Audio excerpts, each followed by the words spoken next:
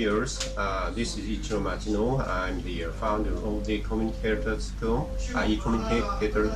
Sorry, I made a mistake. But today I have Angelina Su from Thailand, and she's gonna introduce herself briefly now. Hello. Hi. So could you tell us about yourself briefly? Okay, so starting from my name, like what Ichiro said, my name is Angelina and I'm from Thailand, but my parents are Taiwanese, so my nationality is technically Taiwanese, but then I was born and raised in Thailand, so when people ask me where I'm from, I technically say I'm from Thailand, but nationality-wise, I'm Taiwanese. Well, a little bit complicated story. That's kind of interesting story too. Yeah. And so is was that because of your father's job or work? Yes, it's because my father and my grandfather started a business in Thailand. In Thailand? Because in Taiwan it was not the economy was not good, so they changed to Thailand and they started a business. Wow, and they have been quite successful, I guess. Yeah, it was successful, but now it's like time is changing. So, Really? Yeah, it's pretty hard too. Okay, well, but in spite of that, you are here in Japan. How did you? I understand you can speak English like this quite fluently, and also you can speak Chinese, Thai language, Thai language, and also you can speak and read Japanese fluently. It's kind of amazing, how did you get interested in Japan at first? So basically, I like the Japanese culture, so like anime, mostly the subculture, the anime and all those things, like manga. So I got really into that when I was in middle school, I think. And from Middle then school, sorry, how old were you? I don't remember, I think it was around like 12, 13. And I really like it. So I want to understand Japanese from it, because a lot of things, even though it's translated, I feel like a lot of things doesn't exactly mean what it is.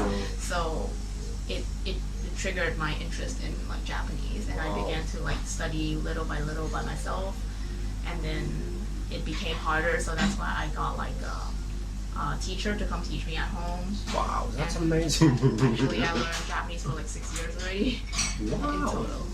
Okay. And so you did decide to come to Japan eventually. How it started? You tried to find some programs or something? Yeah, it's kind of complicated. So at first, I always wanted to just come straight to Japan for my university and all those things. But actually, my mother is not that supportive about that. Really? She doesn't want me to go that far, because Thailand and Japan is pretty far away. Not that far, to be honest, like 6 hours plane ride. But she thinks that because I don't have anybody here and I'm alone, she's worried. So she doesn't want me to come here. But then at last, I tried to persuade her a lot of times, and some things happen, and I ended up finding some school here. Actually, I want to be an illustrator, so that's why. And the illustrating schools, Japan has the best. So I actually want to go to an illustration school. But illustration school is really expensive compared to normal universities. Really? Yes, it's very expensive. Like one semester is like around two semester of like this. Really? Yeah, of the school I'm in right now. Okay. Yeah, and it's only like 2 or 3 times a week or something like that. So it's pretty difficult for me, like financially. And also, my mom wanted me to have a degree, a university degree. So that's why she's like, if you can get past school in like Japan, then I'll let you go. So that's why I actually only register for one school, and so it was a 50-50 chance that I can come or not. So I was pretty lucky that I got in. Yeah, very amazing. So how did you find about this Hokudai? How? The thing is, like, my friend from in Thailand, she wanted to go to Nagoya, and she said that the school is much cheaper for like foreigner students because there's this thing called Global 36. And that Global 36 Hokuda was in it too. And the program that I kind of was interested in, like modern Japanese studies, was only in Hokuda. So I was like, oh, then I can try kind of thing. Yeah, so that's how I found it. Oh, okay. And what kind of actually programs they have? Could you be a little bit specific about it? You mean what kind of program it is? It's called Modern Japanese Studies Program. So basically you study about everything in Japan. So basically the politics, the economy, their society, their culture, and their what's that called? History. So basically people who graduate from this program, they will know everything. They will know everything about Japan. Okay. Yeah. There's no specific job that you can get from it, but yeah, like translator is one of them. Oh, okay. Yeah. Okay. Okay. Go ahead. But that's amazing. But so sorry. But you speak quite good English too, and I guess Chinese people who Thai people who speak some English, but your English I think far better than usual. Ordinary people. So how did you get this English too? The thing is, like when I was in Thailand, from kindergarten onward and until I graduate high school, I'm always in an international school. And so everything is used in English. So I never actually gone to like Thai school or anything like that. Okay. Yeah. But still, you can speak some Thai language too. Yeah. Because it's right after you step out of the school, it's all Thai. So yeah. Wow, that's really great benefit for you too. But so how do you like the program here? It's quite intensive, I guess. But you didn't have any difficulty in learning Japanese. No. Actually, I already have a certain level when I came here, so it wasn't that difficult, I should say. And the classes, the Japanese classes here, they're all from like pretty basic stuff, so it was all stuff that I know already, so I didn't really have much difficulty for the Japanese classes. But yeah, the other English classes, even though the language I'm fine with it, but the content is kind of hard, so that's where I find difficulty, like weirdly I find difficulty in that. But you said you didn't have any difficulty when you come here about the Japanese language, so that means back in Thailand, you already learned quite a lot of Japanese, right? So that's you said first you started just learning by yourself for yourself, and then you found a teacher or school. Yeah. Okay. So that means the school was quite good. It's actually a Japanese teacher from my high school. Really? Yes, and then after I graduated, she's still willing to teach me privately. So she is Japanese. She's Japanese. Oh. Yeah, so it's thanks to her, like my Japanese got better. And it's an international school, so there are Japanese people there as well. So when I'm with Japanese people, I would talk to them in Japanese as a practice. Okay. So, I was intending to ask you later, but what do you think is the best way to learn a foreign language? What is the most? Well, it's kind of big, question, but that's really amazing. You really amazes me when it comes to. So you mean what is the most important thing when learning foreign language? I think the most important thing is about whether you have interest in this language or not.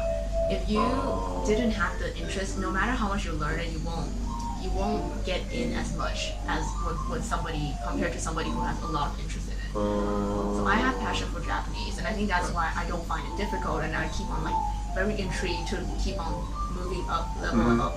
But when you're forced to learn a language that you don't even like, it's just like when you force a kid to like write math and they don't want to write homework, so it's the same meaning. They can't get it. They're just like, okay, I'm just gonna write it and finish it. So they don't really remember it by heart because their heart doesn't want to. Okay. So I think that's the most important thing. Not really about anything like which book you use or anything like that. And mostly it's also you need to have confidence in talking. If you don't use the language, then you won't remember it. So it's both that and also like whether you have the interest in learning the language or not. So that's a great point. Yeah, but so that makes me kind of wonder. So you are quite interested in this country and culture. So I myself, was Japanese, but sometimes I don't think this culture is so interesting and so. I don't think so many people actually are attracted to this culture. But so what was the first anime? What was the first things you makes you interested in Japan and this culture? I think Because that was even before you understand Japanese, right? yeah. So it was just so interesting. It was just by chance actually because I like drawing and the most beautiful drawing I've ever seen is Japanese manga. Really? And so I liked it a lot. I was like, I want to draw like this, and that's one connection. And after I read the stories, I watched the anime, I found out that there's a lot of things that I don't have in Thailand. For example, the Natsumatsuri and all those things, like those, they don't have it in Thailand. They have something else, but I already lived there my whole life, so I don't find it interesting. So it's like that. So for example, a Japanese, when they don't find their own culture interesting, but they find like other countries interesting because they don't have it. So I think that's one connection. Yeah. You mentioned the manga, the drawing of manga is quite good, but to me it's kind of sometimes they kind of deform and emphasize some aspect. It's not real, really real. But so that's also attracted to you. Yeah, actually that was a thing that attracted me, and I came here to actually see if it's true or not. And I've actually noticed that a lot of them are not true, but I still like it. I still find it very interesting. Like, they beautify everything kind of thing. It's kind of cool. Okay. Yeah. And so you also sort of, I think to me, I'm too old, to get attracted to manga. Yeah, I used to read a lot of mangas and stuff too, when I was little, but it didn't look so real sometimes, and but at the same time, it was kind of cute. I admit, some of them are quite cute, and not very beautiful to me, but it was cute.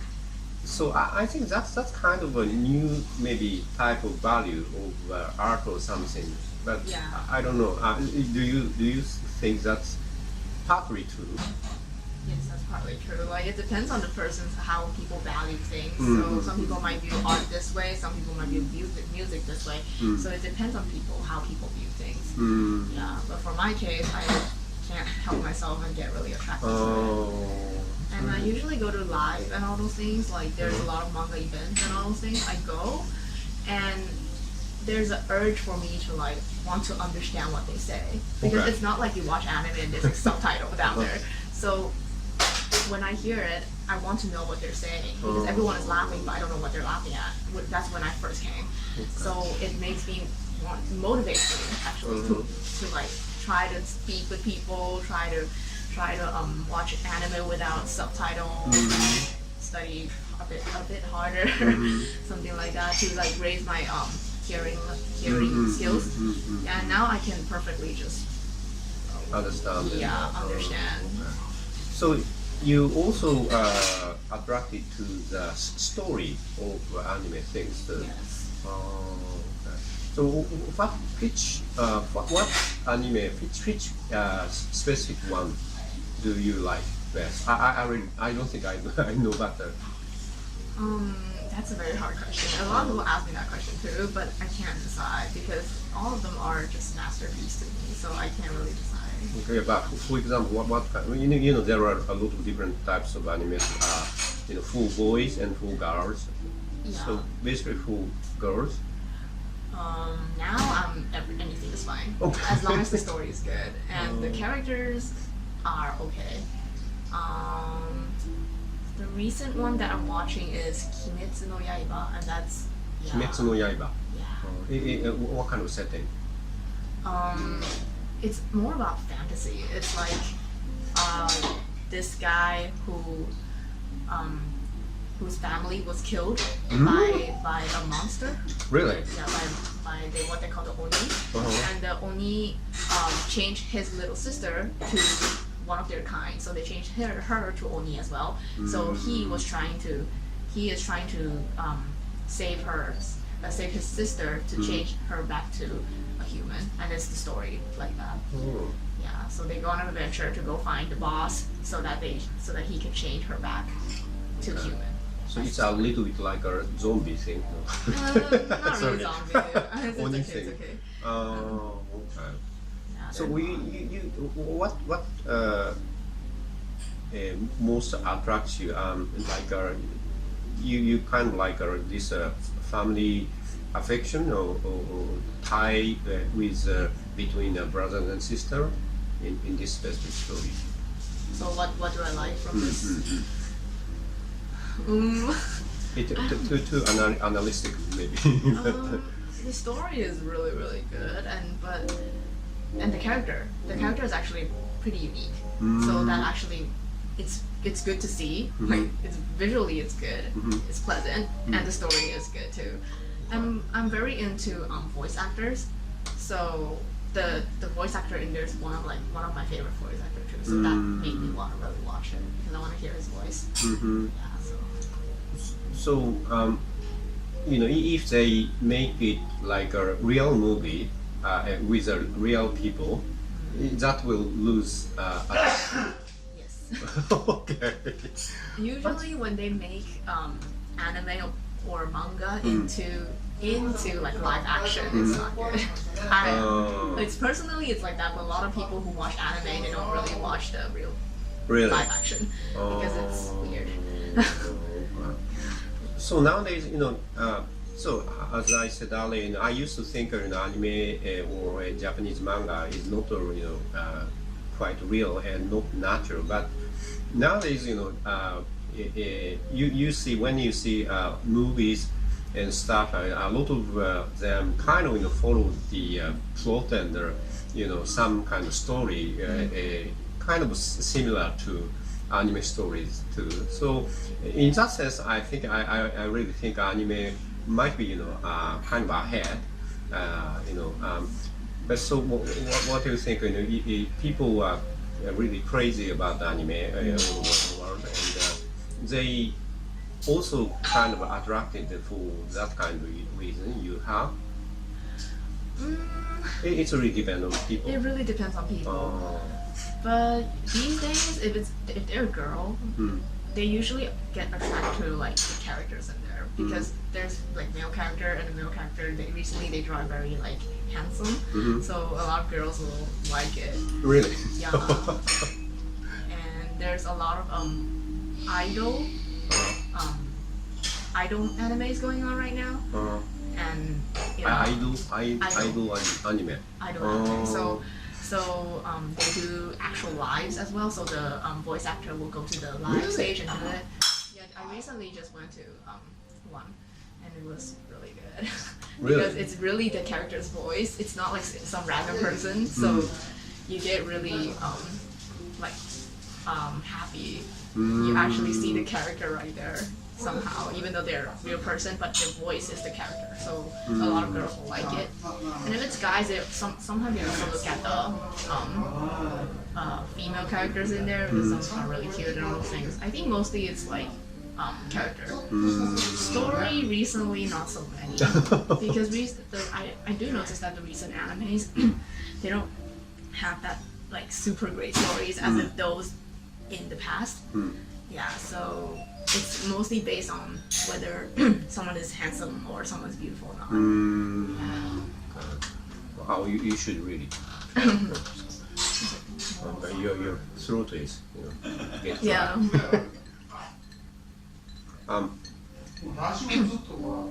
So you mentioned earlier the fact you yourself really like drawing. Yeah. So you draw in your I do daily life. illustrations. You do.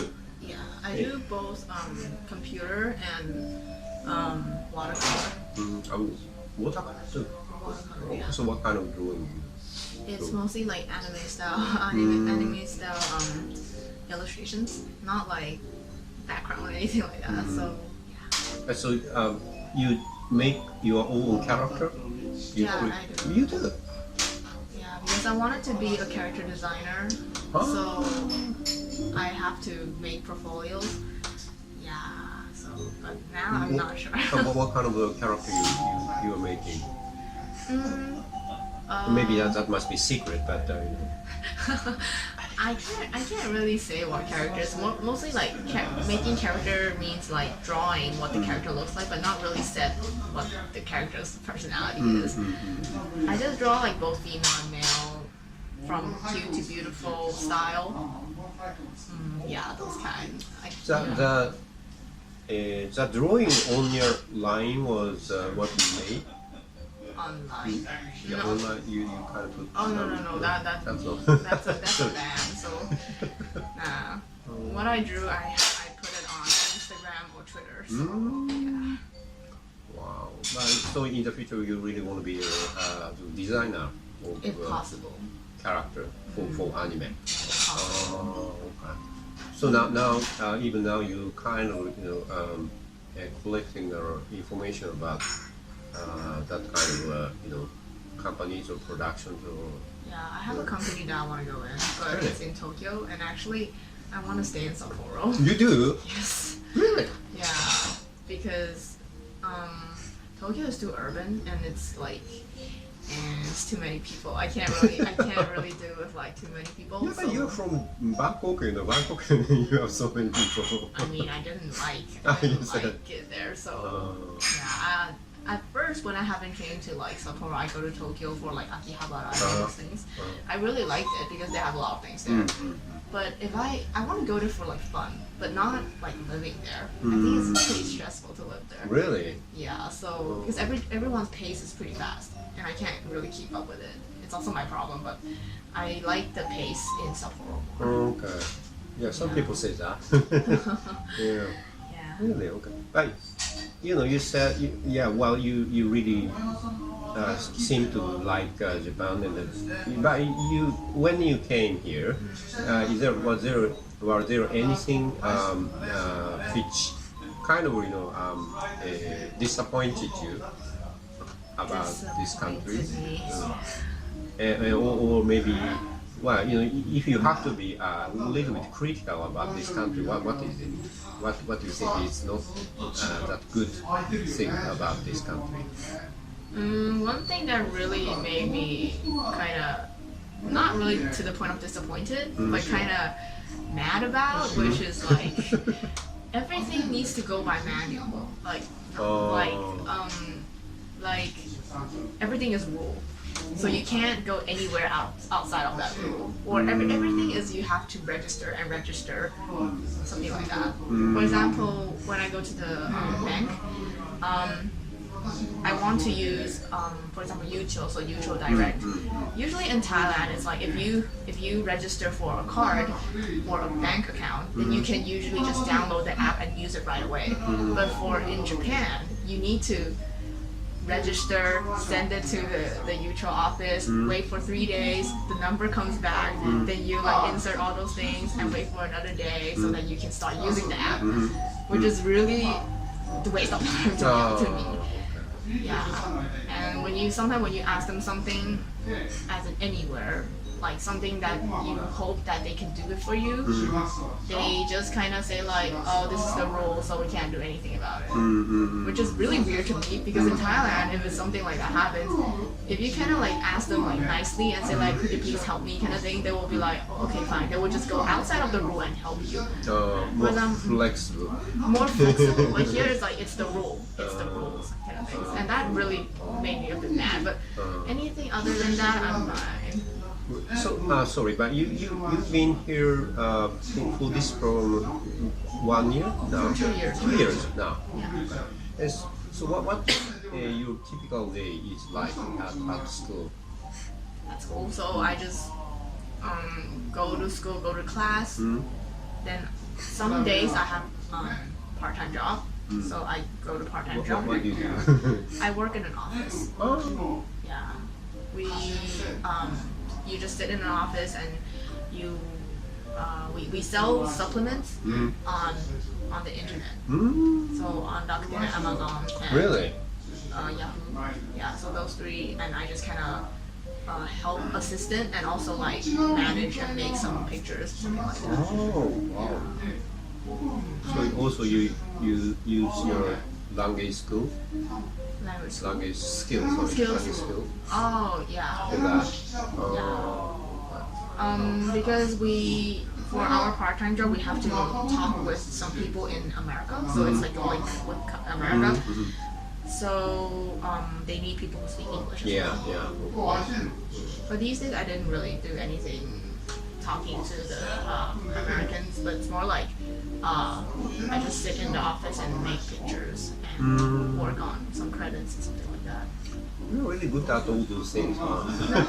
No. So you're also handy. You can draw things and you can make designs and stuff too, right?